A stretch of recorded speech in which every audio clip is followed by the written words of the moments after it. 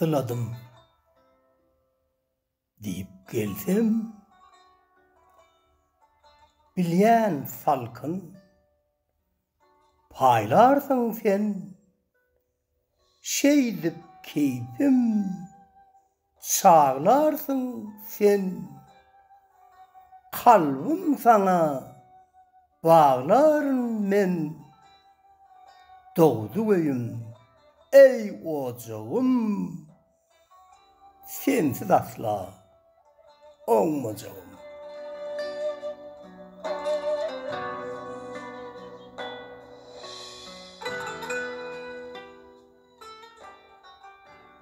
Üşedim men deyip gelsem,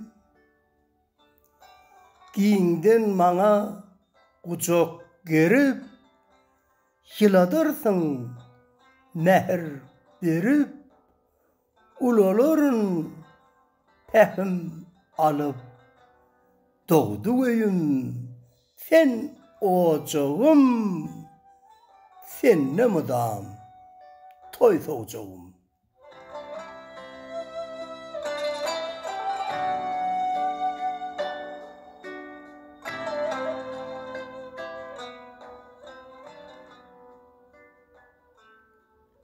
Yadadım men deyip gelsem,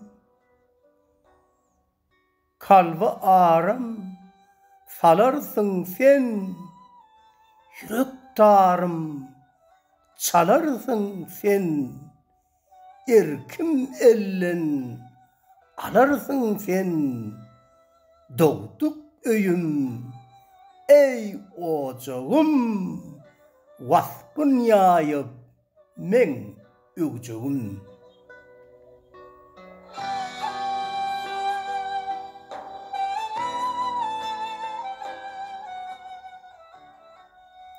Kusalı men deyip gelsem, din man sipap men başımı, hey dindirersin göz yaşımı, hödürlersin çay aşını, doğduk öyüm sen ocağım, söydüreceğim hem söyleyeceğim.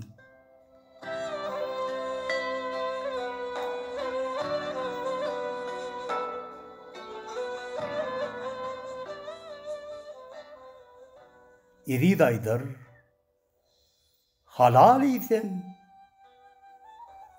aç kucağımı öyüm diysem, bağıtlıdırın sana uysam, doğduk öyüm men ocağım, senin neslim men geleceğim.